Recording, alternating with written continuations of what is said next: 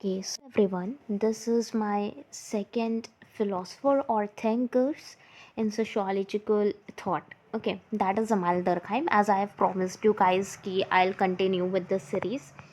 Okay, तो आज ये one of the most loving topic of UGC net है. एक brief introduction हो जाए इनका. Okay, तो he was a deeply prominent French sociologist 19th century के ये आता है अगर आप डेट याद कर लें. He was acknowledged Comte as his master. He agreed with Comte's positivism and insisted that sociology should follow scientific method for it to be considered a science. तो इन्हें ही was highly inspired by Comte's positivism. ठीक है, इन्होंने positivism को बहुत support किया था और सोशोलॉजी को एज अ एम्पिरिसिस्ट साइंस की तरह देखा था कि भी just like Comte has said right कि नेचुरल साइंस. अच्छा, and between he taught philosophy in a number of provincial, ये डेट याद रखना, फिलोसफी पढ़ाया था. And before indulging himself in sociology he was professor of education. ये जनवरी 2026 में question आया था, दिस ईयर क्वेश्चन आया था ये कि सोशोलॉजी से पहले उनका एरिया ऑफ इंटरेस्ट क्या था. So that was education. Major theme in all Durkheim's writing, important of shared social norms and values in maintaining social cohesion and social solidarity. ठीक है, तो इन्होंने बिकॉज ये फंक्शनलिस्ट थे, फंक्शनलिज्म पर्सपेक्टिव सबसे पहले आता है सोशोलॉजी में. तो उसके लेंस से जो भी चीज़ आप देखो सबको आपको एक social norms, importance of shared social norms and values. ठीक है, हर एक चीज़ में आपको फंक्शन से ही दिखेंगे, डिसफंक्शंस आपको दिखेंगे ही नहीं. So that's why. अच्छा, अगर हम थोड़ा सा पर्सनल बैकग्राउंड देख लेते हैं, कभी आया नहीं है बट इस बार कुछ सब्जेक्ट्स पे पूछे गए थे, सोशोलॉजी में नहीं आया था but you never know right. You in UGC stands for unpredictability. तो ऑब्वियसली तो डरखाइम एक यहूदी फैमिली से थे, उनका बर्थ हुआ था. ठीक है, इन्होंने बहुत सारी अपनी रिलीजियस नॉलेज बचपन में ले ली थी, Hebrew, Old Testament, Talmud kind of. ठीक है, इनके पेरेंट्स काफ़ी रिलीजियस थे but since he was inspired by Comte तो इनका बेंड टूवर्ड सोशोलॉजिकल या एम्पिरिकल थिंकिंग की तरफ ज़्यादा था. Scientific empirical thinking, sorry. Political liberalist थे, सोशलिज्म पे यकीन रखते थे बट मार्क्सिज्म को आउट ऑफ डेट बोलते थे. मार्क्सिज्म इनका मानना था दैट मार्क्स सेड राइट कि जो प्रोटेस्टेंट हैं वो वायलेंट होकर बुर्जुआज को निकाल कर और वो खुद रूल करने लगेंगे. So he wasn't believing in any of these thing. वो कहते थे कि आउट ऑफ डेट है वायलेंस वगैरह, आपके समाज में सिविलाइज सोसाइटी में ऐसा कुछ नहीं होता है. तो अब हम इनकी थियरीज पर आते हैं. That is social fact. बहुत इंपॉर्टेंट है सोशल फैक्ट, बहुत इंपॉर्टेंट थियरी और ऑफन कंफ्यूजिंग भी है अगर आप देखो तो पहले हम देखेंगे फैक्ट का मतलब क्या होता है. Fact is which is universal, something which is universal. ठीक है, फॉर एग्जाम्पल आप देख रहे हो कि ये पूरा बैकग्राउंड जो है ये वाइट इन कलर है, उस पर जो ब्लैक कलर से,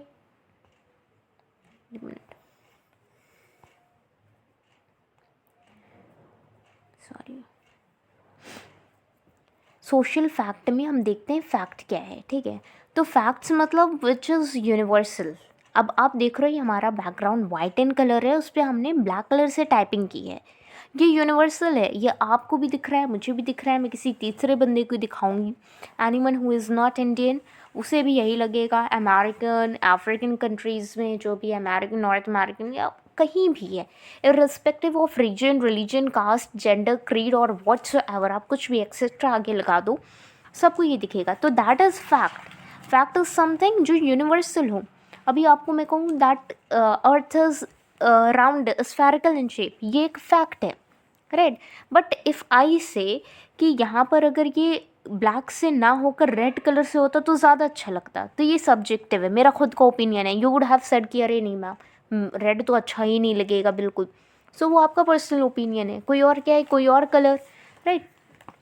तो fact is something which is universal and social factors कि सोसाइटी में ऐसी चीज़ें जो यूनिवर्सल हैं. वो कौन सी चीज़ें हो सकती हैं, रिलीजन है, एजुकेशन है right.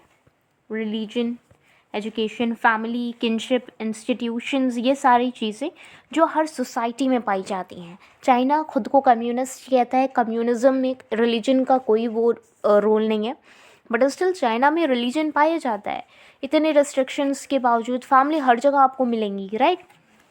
So there is religion, family, ये हैं सोशल फैक्ट्स। तो अब डर्कहाइम की लैंग्वेज में पढ़ लेते हैं कि sociology as a science of social fact, कि सोशल फैक्ट्स की साइंटिफिक स्टडी को इन्होंने सोशोलॉजी माना है। ये इनकी डेफिनेशन है जो इन्होंने दी है। It is a face of behaviour, thinking, feeling और acting which is subjective to the observer and has a coercive nature. तो ये बहुत इंपॉर्टेंट एक कैरेक्टरिस्टिक है सोशल फैक्ट का, कि social fact always coercive in nature होता है, कॉन्स्ट्रेंट किए रहता है, ठीक है। आपको एक बांधा रहता है। तो थिंकिंग, फीलिंग, एक्टिंग आपका पर्सनल रिलीजन, आप प्रैक्टिस कर रहे हो, आपके अपना सब्जेक्टिव रूल्स रिचुअल्स हैं, राइट। बट वो आपको कोर्सिव इन नेचर है, वो जो है वो यूनिवर्सल है, ठीक है। Just as behaviour of matter in nature can be regarded as reaction to natural stimuli, similarly behavior of man can also be seen as a response to the external constraint of such social fact। इन्होंने कहा है कि जिस तरह nature का reaction society में काम करता है, कि उसको कोई, it is external to human being, right. आप नहीं चला रहे हो सोशल फैक्ट को, आप सोच रहे हो आप रिलीजन को चला रहे हो, तो ऐसा नहीं है। सोशल फैक्ट आपको चला रहा है।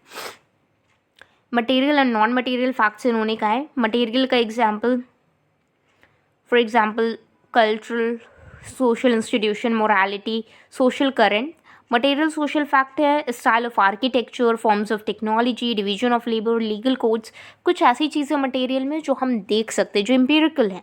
एंड नॉन मटेरियल में जो अब्स्ट्रैक्ट है, that you can only feel. Culture है, आप कल्चर को देख नहीं सकते हो, but you can express your culture through your different forms, right. आपकी एथनिसिटी क्या है, आप कपड़े कैसे पहन रहे हो, आप बोल क्या रहे हो, आपके खाने पीने में क्या है, everything. So that is what he said about social facts. So now next thing is very important, characteristics of social facts, okay। तो ये बहुत इंपॉर्टेंट है भैया, कैरेक्टरिस्टिक्स आप देख लो। ये आता है कि पहले तो कंस्ट्रेनिंग है। कंस्ट्रेनिंग मतलब अभी मैंने बताया था, exercise constraint on the individual, condition human beings to behave in a particular manner. For example, आप भीड़ में हो, राइट। अब आप भीड़ में जब रहते हो तो आपको एक तरीका बताया जाता है कि ज़्यादा लाउड नहीं होना है, ये ज़्यादा आपको तेज़ से नहीं हंसना है, बिकॉज सबकी अटेंशन फिर आप पर आ जाएगी, राइट। तो ये आप नहीं सोच रहे हो, ये सोशल फैक्ट आपको करा रहा है, सोसाइटी ने ऐसी चीज़ रखी हुई है। Social facts are external to individual. These are sui generis, that has existed on its own as a part of autonomous development of society। जैसे मैंने कहा, अभी आप सोच रहे होगे कि एजुकेशन तो ह्यूमन बींग्स ने बनाया है, रिलीजन तो ह्यूमन बींग्स ने बनाया है, but Durkheim said no, it isn't created by human being, rather ये रिलीजन है, सोशल फैक्ट है। जहाँ सोसाइटी एग्जिस्ट करेगी वहाँ रिलीजन एग्जिस्ट करेगा ही करेगा। It has nothing to do with human beings, बल्कि रिलीजन खुद ह्यूमन बींग्स को चला रहा है। इंडिविजुअल पर एक रूल, आप क्या पहनोगे, क्या खाओगे, क्या करोगे, क्या नहीं करोगे, कौन सा occupation you can have, what's the role of men and women in a society, ये एवरीथिंग ये सोशल फैक्ट है, ठीक है।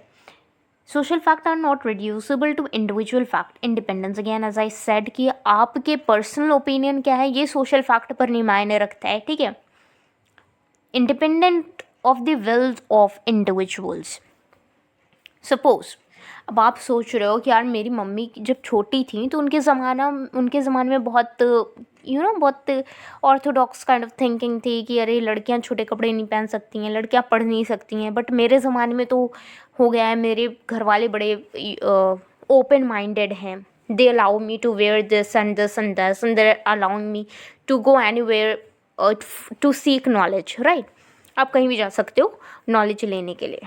सो इज़ इट कि ये आपके घर में हो रहा है, ये सोशल फैक्ट है कि अब सोसाइटी ने एक्सेप्ट कर लिया that women can wear anything they wants. अब भी गांव में नहीं है तो वो उनका अलग है, पर्सनल मैटर है, बट इंडिया के मेजॉरिटी ऑफ रीजन्स में हो गया है that what ever they want they can wear, ठीक है। तो यहाँ पर आपकी विल से कुछ नहीं हो रहा, सोसाइटी की विल से सारी चीज़ें हो रही हैं। Social facts are general in nature, generality है। These are just like as universal, आपको हर जगह सोशल फैक्ट्स मिलेंगे. Form of generalise perception which is understood by all the individual in the same manner. May be foreigners Hinduism के जो rituals हैं उन सबको ना समझ पाएँ, इंडिविजुअल रिचुअल्स को ना समझ पाएँ, ठीक है, बट वो रिचुअल को समझेंगे कि हाँ ये पर्टिकुलर रिलीजन उसका ये रिचुअल है. They may not understand the way it is practice, but they may understand कि हाँ ये रिलीजन है, बिकॉज रिलीजन हर जगह है. अब क्रिश्चियनिटी, ज्यूश, इस्लाम, हिंदुज़म, कॉन्स्टेंटिनोपल और पता नहीं कितने टाइप के रिलीजन्स हैं जिनके बारे में हमें खबर भी नहीं है, ठीक है. Social fact must be treated as things. क्यों? बिकॉज ये सारी ऊपर जितने भी हैं ये इसका रीज़न है. सोशल फैक्ट कंस्ट्रेनिंग होता है, एक्सटर्नलिटी होता है, इंडिपेंडेंस होता है, जनरल होता है. That's why it must be treated as a thing, ठीक है. यही है कि सोशल फैक्ट पर इंडिविजुअल का कोई रूल नहीं चल पाता है, rather individual are bound by social facts. Now इसका क्रिटिसिज्म क्या था?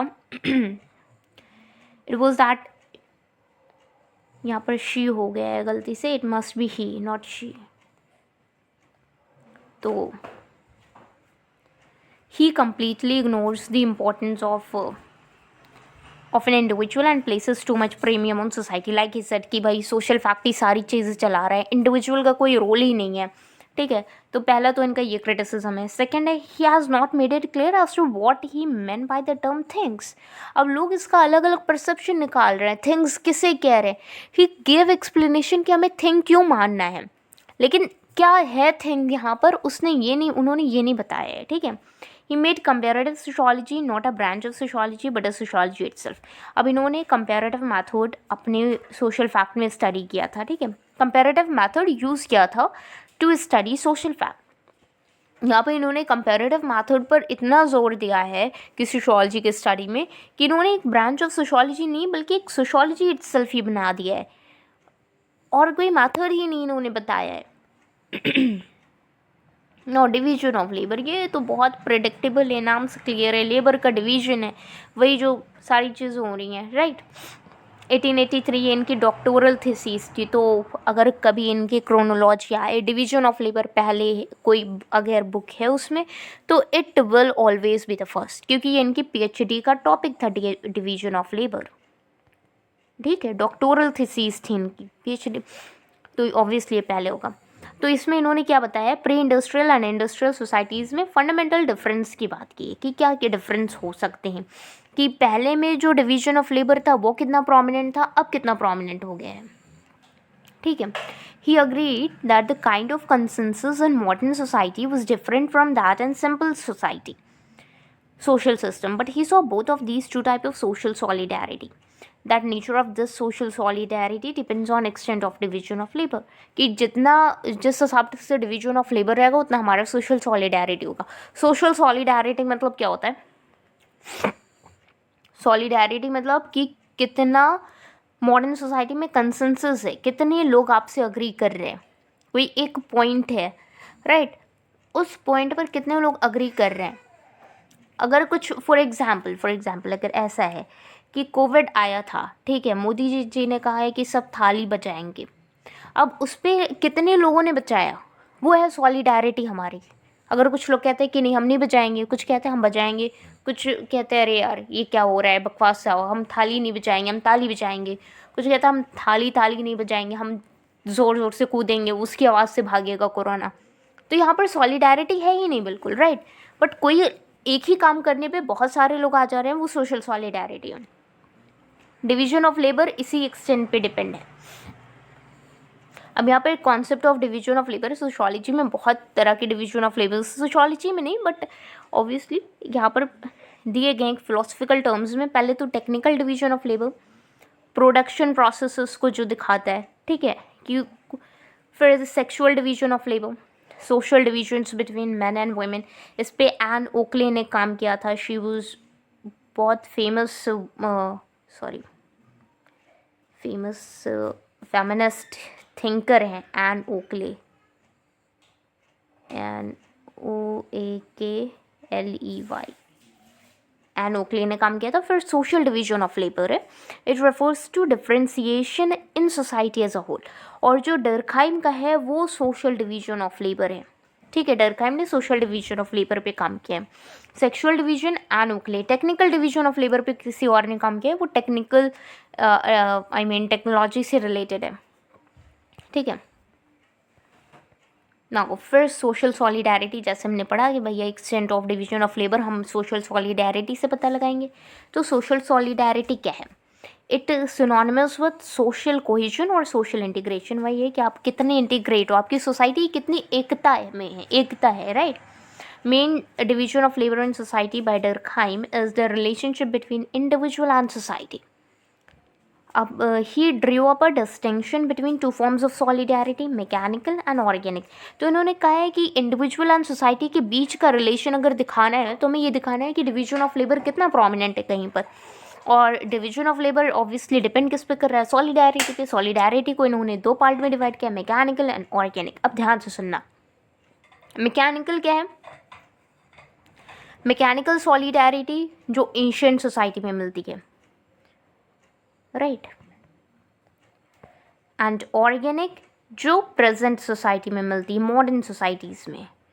तो मैकेनिकल बेसिकली है क्या? जब सॉलिडारिटी बहुत अच्छी रहेगी, बहुत चरम सीमा पर रहेगी, लोग आपस में मिलजुल कर रहेंगे, मिलजुल कर काम करेंगे एंड आपस में बांट लेंगे, ठीक है। That is mechanical solidarity.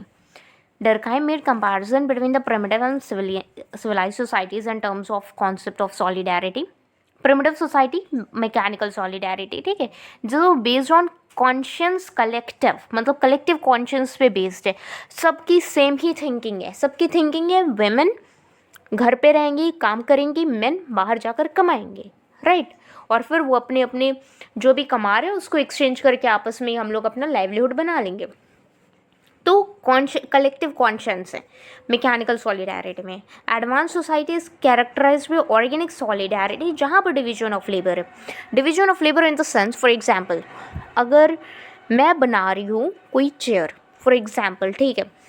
अब मुझे चेयर बनाने के लिए प्लास्टिक की ज़रूरत पड़ेगी, प्लास्टिक को उस ढांचे में डालने की ज़रूरत पड़ेगी, राइट। फिर कहीं हमारी चेयर प्रोड्यूस होगी, तो प्लास्टिक कलेक्ट करके कोई और लाएगा, उसे पिघलाने का काम कोई और करेगा, फिर उसे चेयर में के ढांचे में मोल्ड करने का काम कोई और करेगा, फाइनल चेयर तैयार होगी, फिर उसकी पैकिंग कोई और करेगा, राइट।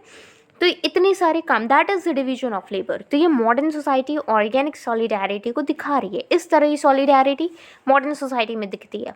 और कलेक्टिव कॉन्शियस में क्या है कि 5-6 लोग सब एक ही साथ जुटे हुए चेयर बनाने में, एक ही इंसान प्लास्टिक ढूंढ कर ला रहा है, मोल्ड पिघला रहा है, मोल्ड कर रहा है, प्रोड्यूस कर रहा है, फिर उसकी पैकिंग कर रहा है, दूसरा भी यही कर रहा है, तीसरा भी यही कर रहा है, और उनको अपने रिस्पेक्टिव काम के लिए पैसे मिल रहे हैं, ठीक है। तो ये यहाँ पर एक मतलब डिफरेंस है या सिमिलैरिटीज़ व्हाटएवर जो भी दिखाई गई है, आप देख लो कि mechanical solidarity based on resemblance,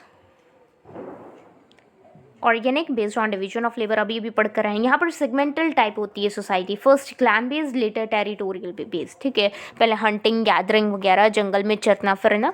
organise type है fusion of market and growth of cities. यही है ना कि मार्केट सबर्ब्स में आपके इंडस्ट्रीज लगेंगी एंड मेन मार्केट कहाँ होगी? मेन सिटी के अंदर, राइट। तो ये होगा। यहाँ पर सोशल बॉन्ड्स रिलेटिवली वीकर होते हैं मैकेनिकल सॉलिडारिटी में, इंटरडिपेंडेंस कम होती है। सब चेयर बना रहे हैं तो मैं आप पर क्यों डिपेंड होंगी? मैं अपने खुद की चेयर बनाकर अपना खुद यूज़ कर लूँगी, राइट। बट यहाँ पर हाई मच इंटरडिपेंडेंस क्यों होगी? बिकॉज मैं प्लास्टिक लाई हूँ, अब मेरी प्लास्टिक खरीदेगा कौन? आपको ख़रीदना है, बिकॉज आपको चेयर बनानी है, राइट। अब आपकी जो फर्निश्ड चेयर है उसे भी तो कोई तीसरा लेना चाहिए क्योंकि उसे बैठना है। तो ये इंटरडिपेंडेंस ऑर्गेनिक सॉलिडारिटी में ज़्यादा होती है। यहाँ पर इंटरडिपेंडेंस सब इंडिपेंडेंटली वर्क कर रहे हैं मैकेनिकल में। अब क्या हो रहा है? Relatively low volume of population and low material and moral density. Population कम होगी, मोरल डेंसिटी कम होगी, मटेरियल डेंसिटी यहाँ पर उसका उल्टा हो जाएगा, high volume of population, material and moral density high है। Rules of repressive sanctions, prevalence of penal law. अब यहाँ पर क्या है कि ज़रा सी गलती हो गई आपको बहुत बड़ी पनिशमेंट मिलेगी। अगर हम फ्यूडल सोसाइटी में, स्लेवरी सोसाइटी में देखें तो ज़रा सी गलती पर बहुत बड़ी सज़ा मिलती थी, राइट। आई मीन डायरेक्ट फांसी की सज़ा, या फिर मार दो, या फिर जिंदा जला दो, वॉटेवर। यहाँ पर रिस्ट्रिक्टिव सैंक्शंस है। रिस्ट्रिक्टिव सैंक्शंस मतलब हम ये बिलीव करते हैं कि क्रिमिनल ठीक हो सकता है, क्रिमिनल एक समय के बाद वो क्राइम करना छोड़ सकता है, अच्छा इंसान बन सकता है, तो हम उसे अच्छी इंसान के उसमें कन्वर्ट करना चाहेंगे, राइट। हमारे यहाँ कोऑपरेटिव लॉ प्रेवलेंट है। हाई कलेक्टिव कॉन्शियंस होता है, मैकेनिकल सॉलिडारिटी में भी पढ़ा है। ऑर्गेनिक में लो कलेक्टिव कॉन्शियंस होता है। एब्सोल्यूट कलेक्टिव अथॉरिटी बहुत कलेक्टिव रहती है, एज आई सेड ना, और कलेक्टिव अथॉरिटी में भी पनिशमेंट्स बहुत टफ मिलती हैं। यहाँ पर इंडिविजुअल इनिशिएटिव्स का ज़्यादा रोल होता है ऑर्गेनिक सॉलिडारिटी में। मैकेनिकल सॉलिडारिटी हाईली रिलीजियस है, ऑर्गेनिक इंक्रीजिंग सेक्युलर। अब ऑर्गेनिक को आप खुद से, आप जिस सोसाइटी में रह रहे हो उससे कंपेयर करके, ठीक है। Attach supreme value to society and values of society as a whole. Society को पूरी वैल्यू दी जाएगी कि अरे समाज क्या कहेगा, हमारा समाज क्या कहेगा। यहाँ पर इंडिविजुअल पे सुप्रीम वैल्यू है, equality of opportunity, work ethics and social justice पर भी बात करेंगे। अब सुसाइड, ये भी इन्होंने सुसाइड को भी सोशल फैक्ट माना है कि ये यूनिवर्सल है, हर जगह पे होता है, ठीक है। इन्होंने थोड़ा बैकग्राउंड अगर मैं बताऊँ तो इन्होंने ये टॉपिक चुना भी इसलिए था बिकॉज हर तरह से सुसाइड को स्टडी किया जा रहा था, साइकोलॉजिकली, जोग्राफिकली, बायोलॉजिकली, केमिकली, हर तरह से। केमिस्ट्री कह रही थी कि कुछ केमिकल रिएक्शंस होते हैं एंड ऑल, जब बॉडी एक्सेप्ट नहीं करती बंदा सुसाइड कर लेता है। बायोलॉजी अलग से हार्मोनल इम्बैलेंसेस की बात कर रही थी। साइकोलॉजिकली कह रहा है बंदा बिल्कुल डिप्रेस हो जा रहा है, उसे खुद नहीं पता वो कर क्या रहा है, वो कॉन्शियस में ही नहीं है, वो बिल्कुल उसकी बॉडी नम हो गई है और वो सुसाइड कर लिया है, राइट। जोग्राफिकली जोग्राफिकल रीजंस की वजह से, sudden climate change and all की वजह से, राइट। सब अपने अपना दे रहे हैं, बट ये सेट कि सब ने इम्पॉर्टेंट फैक्टर छोड़ दिया है कि सोसाइटी की वजह से हो रहा है। ये सेट कि हर जगह पे डिफरेंट चीज़, मतलब ठीक है कि जोग्राफिकल लोकेशन डिफरेंट है तो वहाँ क्यों सुसाइड हो रहा है। बर्फ़बारी में ठीक है, बहुत सारा सर्दी है तो लोग सुसाइड कर रहे हैं, तो बहुत गर्मी में क्यों सुसाइड हो रहा है। ये एक कॉन्ट्राडिक्टरी है, राइट। बट इन्होंने कहा कि हर जगह कॉन्ट्राडिक्शन है। एक ऐसा सोसाइटी ऐसा पॉइंट है जहाँ पर कॉन्ट्राडिक्शन नहीं है, क्योंकि हर जगह सोसाइटी, हर जगह सोशल फैक्ट है और सुसाइड हर जगह हो रहा है, तो इट्स बिकॉज ऑफ सोसाइटी। इन्होंने पढ़े थे that suicide is an indication of disorganization of both individual and society. He said suicide is a conscious act and the person concerned is fully aware of its consequences. आप suicide कर रहे हो पूरे होशो हवास के साथ अपनी जान दे रहे हो, इनका ये मानना था, ठीक है। तो Durkheim used a number of statistical records to establish his fundamental idea that suicide is also a social fact and social order and disorder are at the very root of suicide. Statistical data दिया, numerical data दिया है कि हर जगह suicide है, universal है suicide, तो suicide भी अपने आप में एक यूनिवर्सल फैक्ट है, एक सोशल फैक्ट है। अब मेन पर्पज़ है to refute theories of suicide based on psychology, biology, genetics, climate, geographical factors, to support with empirical evidence his own sociological explanation of suicide. इन्होंने जो कुछ भी दिया है एम्पिरिकली इन्होंने दिया है, ओके। तो अब इन्होंने क्या किया, इन्होंने टाइप्स ऑफ सुसाइड्स दिए हैं कि सोसाइटी के अकॉर्डिंग, मतलब सोसाइटी की वजह से जो सुसाइड्स होते हैं वो किस टाइप के होते हैं। So first he gave egoistic suicide and second, अच्छा पहले मैं ये बता दूँ आप लोगों को, हेयर टाइप्स ऑफ सुसाइड्स में इन्होंने बेसिकली दो टाइप्स के दो बेसिस पे बताया है। पहले तो on the basis of integration and second is on the basis of regulation, ठीक है, कि सोसाइटी से आपका इंटीग्रेशन कैसा है, आप सोसाइटी से कितने क्लोज हो। अगर लो है सोसाइटी से, आप क्लोज नहीं हो, आप आइसोलेट रह रहे हो, तो दैट इज़ इगोइस्टिक सुसाइड। अगर हाई इंटीग्रेशन है, एल्ट्रुइस्टिक सुसाइड, जैसे ट्रेडिशनल सोसाइटी में हुआ करता था। मैं भी इसका एग्जाम्पल भी दूंगी जब और हम डीप में पढ़ेंगे, ठीक है। रेगुलेशन के बेसिस पे कि आपके सोसाइटी के रूल्स एंड रेगुलेशंस की वजह से, अगर आप बहुत ज़्यादा रूल्स रेगुलेशन को फॉलो कर रहे हो, हाई है, तो दैट इज़ फेटालिस्टिक सोसाइटी। और अगर आप बिल्कुल ही फॉलो नहीं कर रहे हो, आप बिल्कुल अलग हो, तो ये एनॉमिक सोसाइटी है, ठीक है। तो आप देख लीजिए मॉडर्न सोसाइटी, ट्रेडिशनल सोसाइटी में क्या क्या है। हम आते हैं इगोइस्टिक सोसाइटी में। तो egoistic, as I have told you, कि it is detachment from society, जब आपका सोशल इंटीग्रेशन बहुत वीक हो, when the bonds that previously had tied them to their fellow beings become loose, ठीक है। They are more prone to egoistic suicide. For example, अब यहाँ पर example है, suicide resulting from failure, success और depression. Protestants are more prone to commit suicide than Catholic, as Protestantism give more freedom to individual।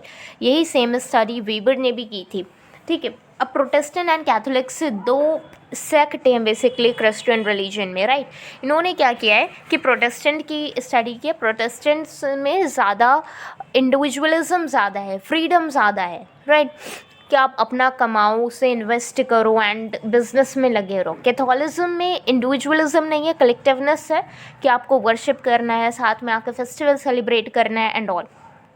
तो इन्होंने कहा है Protestants are more prone to commit suicide, और ये डेटा में भी इन्होंने दिया था कि प्रोटेस्टेंट्स के पास ज़्यादा सुसाइड्स प्रोटेस्टेंट्स ज़्यादा सुसाइड्स कर रहे हैं। क्यों? Because they are more isolated from society, ठीक है। तो ये इगोइस्टिक सोसाइटी है। Next thing is altruistic. Altruistic मतलब जब आप सोसाइटी से बहुत ज़्यादा इंटीग्रेट हो रहे हो, सोसाइटी में बहुत इन्वॉल्व हो रहे हो, जैसे sati practice in India, suicide bombers, soldiers in war, ये सारे। अब सोल्जर्स को पता है भाई कि हम लड़ेंगे तो हम मरेंगे, बट स्टिल वो लड़े रहे हैं because to save their society. Sati में क्या होता था कि हस्बैंड की डेथ पे, हस्बैंड की फ्यूनरल पायर पे वुमेन को बैठा दिया जाता था, वाइफ्स को बैठा दिया जाता था, ठीक है। तो वो भी एक सोसाइटी के रूल्स रेगुलेशन को फॉलो करने के लिए कि हाँ सोसाइटी की वजह से आप सुसाइड कर रहे हो, वो भी तो एक तरह का सुसाइड हुआ है, राइट।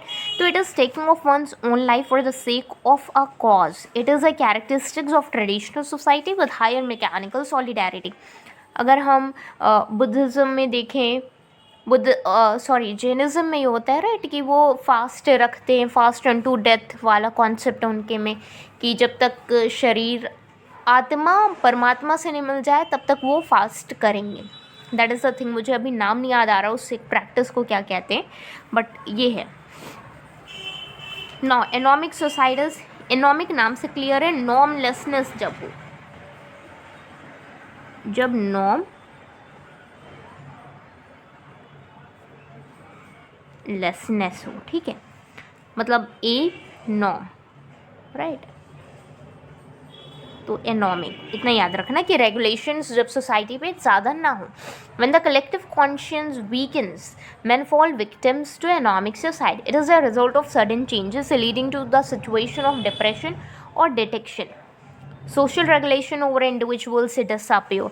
तो बेसिकली क्या होता है यहाँ पर, सडन चेंज से आपका इकोनॉमिक, आप सडनली बैंकरप्ट हो गए, आपने एक शेयर मार्केट में इन्वेस्ट किया था, आप सडनली बैंकरप्ट हो गए, पता चला अरे आपको हार्ट अटैक आ गया, आप मर गए, या ज़्यादा खुशी की वजह से भी, ठीक है, आपकी लॉटरी लग गई है, करोड़पति बन गए रातों रात, अभी तक झोपड़ी में रह रहे थे, अचानक से करोड़पति बन गए, हार्ट अटैक आ गया, मर गए। तो ये एनॉमिक काइंड ऑफ सोसाइटी की बिल्कुल से आपकी सडन चेंज इन कंडीशन, कहते हैं नहीं, लाइफ टर्न अपसाइड डाउन, और वो ज़िंदगी पलटने की वजह से आपकी मौत हो गई। तो social regulation over individual disappears. यहाँ पर रेगुलेशन का कोई काम नहीं होता। If the change is sudden, adjustment becomes difficult and those who don't get adjusted to changes and commit suicide, ठीक है। यहाँ पर इकोनॉमिक बूम या बर्स्ट, ठीक है, इकोनॉमिक बहुत सक्सेस हो गया या इकोनॉमिक फेलियर हो गया, रिलेशनशिप ब्रेकअप, डिवोर्स। ये एक बार आया था एग्जाम में कि अगर ब्रेकअप आपका हो गया तो वो किस टाइप का सुसाइड है। ब्रेकअप के बाद लोग सुसाइड कर लेते हैं, डिप्रेशन में चले जाते हैं, मर जाते हैं। दैट इज़ एनॉमिक, बिकॉज वो उस वक्त सोसाइटी से बिल्कुल डिटैच हो जाते हैं, राइट। सो एनॉमिक। फिर फैटलिस्टिक यही है कि आपका positive relation with regulation result from the exercise control of society over an individual, an act of over regulation. For example, अभी हमने न्यूज़ सुना होगा कि कितने सारे लोग कॉरपोरेट जॉब्स में हैं जो सुसाइड कर रहे हैं। क्यों? बिकॉज वहाँ पर रूल्स रेगुलेशन बहुत स्ट्रिक्ट हैं, आपको 8 to 5 जॉब करनी है, अलॉन्ग विद अगर उन्होंने ओवर टाइम करने को कह दिया तो कर लिया, वीकेंड पे भी कभी कभी बुला लेंगे, आधी आधी रात में कॉल कर रहे हैं, ईमेल कर रहे हैं, है ना। तो वो चीज़ है कि आपकी कोई पर्सनल टाइमिंग नहीं है, वो कभी भी आपको इंटरप्ट कर सकते हैं। तो रूल्स एंड रेगुलेशन बहुत ज़्यादा है, जैसे प्रिजन्स में हम लोग देखते हैं कि रूल्स एंड रेगुलेशन ज़्यादा है, मेंटल असाइलम में बहुत ज़्यादा है, ठीक है। तो वहाँ सब जब कुछ ज़्यादा ही कंट्रोल होने लगता है इंडिविजुअल पर, तो वो सुसाइड की तरफ ज़्यादा जाते हैं। तो ये इनका था suicide. Now elementary forms of religious life, ये नाम से क्लियर है, रिलीजियस लाइफ का एलिमेंट्री फॉर्म्स। एलिमेंट्री मतलब फ्रॉम द बिगिनिंग, कि रिलीजन बिगिन कहाँ से हुआ है। तो इन्होंने क्या कहा है कि Durkheim present in functionalist perspective of religion. See यहाँ पर आपको फंक्शनलिस्ट बार बार दिखेगा। Functionalist basically, functionalism is a perspective in sociology. Okay, divide की है सेक्रेड एंड प्रोफेन में, and religion is based on this division. Sacred and profane, sacred नाम से क्लियर है कोई चीज़ जो पवित्र हो, एंड प्रोफेन बहुत लोग इसका उल्टा बताते हैं अपवित्र। प्रोफेन मतलब अपवित्र नहीं होता, नॉन सीक्रेट नहीं होता। Profane is daily mundane things, ठीक है। फॉर एग्जाम्पल, आप नारियल खा रहे हो, आप बहुत सारे लोग को नारियल पसंद है, वो खाते हैं। कुछ लोग अपनी हेल्थ कॉन्शियस होते हैं। आप साउथ इंडिया चले जाओ, वहाँ पर तो नारियल बहुत ज़्यादा मिलता है, और नारियल उनकी डेली डिश में है, डाइट में है, राइट। बट वही नारियल अगर आप चढ़ा रहे हो, अर्पित कर रहे हो गॉड को, राइट, भगवान को, सो दैट इज़ सीक्रेट, वो नारियल अलग हो जाएगा। बट जो आप डेली खा रहे हो, कंज्यूम कर रहे हो, वो प्रोफेन है। दैट इज़, वो अब आप पवित्र तो नहीं है, but it is something normal, बहुत नॉर्मल सी मुंडेन सी चीज़ है जो आप अपनी डेली लाइफ में यूज़ कर रहे हो, ठीक है। तो that is what secret and profane is. Normal पेड़ है आपका, सब पेड़ हैं वो प्रोफेन है आपके लिए। नॉर्मल पेड़ है, पत्ती तोड़े रहे, फ्रूट्स उसका तोड़ कर खा रहे हो एंड एवरीथिंग, राइट। बट तुलसी का पेड़ है जिस पर आप पानी जल चढ़ा रहे हो रोज़ सुबह, राइट, तो वो आपके लिए सीक्रेट है, आप उसे नहीं तोड़ोगे, आप उसे काटोगे नहीं। तो वो सीक्रेट प्रोफेन में दैट इन्होंने कहा है कि रिलीजन इसी पे बेस्ड है, कि या फिर सीक्रेट है वो, तो वो रिलीजियस से रिलेटेड है, या फिर वो प्रोफेन है, ठीक है। तो he studied the relation of various groups of Australian Aborigines. इन्होंने अरुंता ट्राइब की स्टडी की थी, ये आती है अरुंता ट्राइब, ठीक है। तो ग्रुप ऑफ ऑस्ट्रेलियन एबोरिजिन्स की इन्होंने स्टडी की थी। इनके रिलीजन को इन्होंने टोटेमिज्म कहा था। टोटेमिज्म को इन्होंने simplest and basic form of religion कहा था, और ये टोटेमिज्म की स्टडी को इन्होंने elementary forms of religious life कहा था, कि टोटेमिज्म ही किसी भी रिलीजियस लाइफ का बिल्कुल स्टार्टिंग पॉइंट है। अब टोटेम है क्या?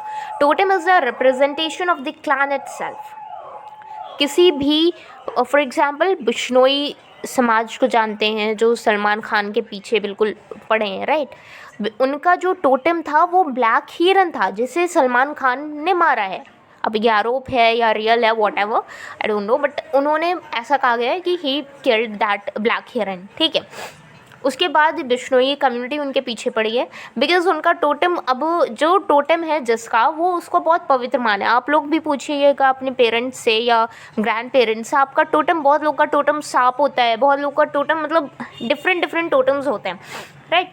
तो totem is nothing but the representation of the clan itself. यह आपके क्लैन को रिप्रेजेंट कर रहा है, ये बता रहा है कि आप किस पूर्वज से बिलोंग कर रहे हो, ठीक है। Totem denotes a common object such as an animal or plant and a symbol representing that it is sacred, but it is also the symbol of society itself. अब जिस सोसाइटी में आप रह रहे हो वो आपका टोटेम हो जाएगा, यूजुअली ऐसा माना जाता है, ठीक है। Thus Durkheim concluded that when people worship religion, they are really worshipping nothing more than its own society, है ना। कुछ लोग का टोटेम मोर का पंख है, कुछ लोग का टोटेम सांप है। तो इट्स यूजुअली हैपन कि अगर आप जब अपने टोटेम की पूजा कर रहे हो तो आप भगवान की पूजा न करके सोसाइटी की पूजा कर रहे हो, बिकॉज वो जो सांप है, वो मोर का पंख है, वो काला हिरन है, वो भगवान को नहीं बल्कि वो एक सोसाइटी को रिप्रेजेंट कर रहा है। तो बेसिकली इन्होंने कहा है कि religion is nothing but a society itself, कि आप सोसाइटी की पूजा कर रहे हो, एक कलेक्टिव कॉन्शियंस की पूजा कर रहे हो, कलेक्टिविटी की पूजा कर रहे हो। तो यही है कि divinity is merely society transformed and symbolically conceived, कि आप डिवाइन पावर जो भी देखो वो आप सोशली ट्रांसफॉर्म्ड होता है। अब आप कल्चर देखो, डिफरेंट रिलीजन से एसोसिएटेड डिफरेंट कल्चर है, एंड कल्चर आया कैसे, रीजनलिज्म से, ठीक है। फॉर एग्जाम्पल अगर मैं देखूँ कि इन इस्लाम शराब हराम है, राइट, इट इज़ सेड कि they are prohibited with the alcoholic drinks, वो अल्कोहल जिसमें भी होगा वो नहीं कंज्यूम करेंगे वो चीज़। वाई? बिकॉज इस्लाम ओरिजिनेट कहाँ से हुआ है, सऊदी से, मिडिल ईस्ट से। पूरा डिज़र्ट एरिया है भाई, वहाँ पर इतनी गर्मी पड़ती है कि अगर वो वाइन कंज्यूम करें उनका रोस्ट बन जाएगा, रोस्ट हो जाएंगे वो, ठीक है। ओके, नॉनवेज है इस्लाम में, क्रिश्चियनिटी में भी नॉनवेज है, बिकॉज दोनों रिलीजन ही मिडिल ईस्ट से आए हैं, डिज़र्टिक एरिया है, वहाँ पर पेड़ पौधे नहीं हैं, तो ऑब्वियस सी बात है कि वो मीट कंज्यूम करेंगे। हालांकि इन हिंदुज़म मीट बीफ नहीं है, हालांकि डिफरेंट रीजन में नॉर्थ इंडिया बीफ बिल्कुल मना है, मीट बिल्कुल मना है, non veg basically, but south Indians उसे कंज्यूम करते हैं, बीफ स्पेशली कंज्यूम करते हैं।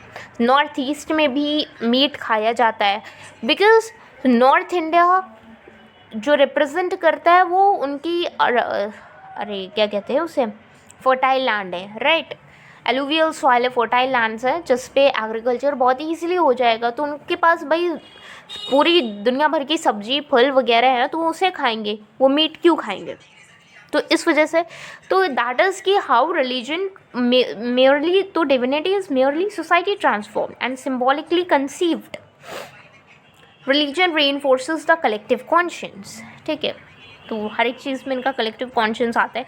अब एजुकेशन पे भी ये बोलेंगे, major function of education is the transmission of societies norms and values, ठीक है, नॉर्म्स एंड वैल्यूज़ की सोसाइटी को ट्रांसफॉर्म करना।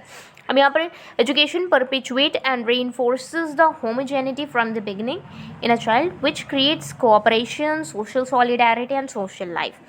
मैं स्कूल से पढ़ी हूँ, आप सब स्कूल से पढ़े हो, ठीक है, माइट भी हमारे में एज डिफरेंस हो, जनरेशन गैप हो, नथिंग मैटर्स, बट ये है कि जो जो स्टेज से आप गुजरे होंगे मैं भी वहीं से गुजरी हूँ, राइट, मैं भी वही सारी चीज़ें पढ़ी हूँ। तो इफ़ आई से कि मेरी नॉलेज आपसे कई ज़्यादा है, कई हद गुना ज़्यादा है, तो ये गलत बात है। मैं जितना पढ़ी हूँ उतना आप भी पढ़े हो, मे बी कुछ एक दो टॉपिक ज़्यादा हो जाए, बिकॉज यहाँ पर उन्होंने कहा है कि religion cooperation, social solidarity and social life starting से ही क्रिएट कर रहा है। अब स्कूल हमें क्या सिखाता है, टीचर्स के आने पर खड़े हो जाओ, डिसिप्लिन, बड़ों से ढंग से बात करो, राइट, सोशलाइजेशन का तरीका सिखाता है। इंडिया में सोशलाइजेशन का तरीका डिफरेंट है, डिफरेंट कंट्रीज़ में डिफरेंट है। तो यहाँ पर एक सोशल सॉलिडारिटी अगेन फिर से आएगी। तो उन्होंने कहा education provides the link between individual and society. इन्होंने इनके हर एक थियरी में आप सोसाइटी पर ज़्यादा फोकस पाओगे, सोसाइटी ही सारी चीज़ें हैं, ये इनका क्रिटिसिज्म भी था। अब यहाँ पर इनकी बुक्स हैं, division of labour in society 1893, ये मैंने बताया था कि इनकी PhD थीसिस है, तो ऑब्वियस सी बात है कि ये पहले ही होगा। इनकी बुक की क्रोनोलॉजी बहुत आती है और बहुत फेवरेट टॉपिक हैं ये UGC नेट की सोशोलॉजी के। फिर rules of sociological method, suicide, collective individual representation, judgements of reality and judgements of value, elementary forms of religious life, professional ethics and civic morals, ठीक है। तो ये सारी चीज़ें आप देख लो, स्क्रीनशॉट ले लो, इसे रट्टा मार लो, whatever you want to do you can do it with it. So thank you so much. Like, share, subscribe the channel. We'll meet with another new thinker soon. Thank you.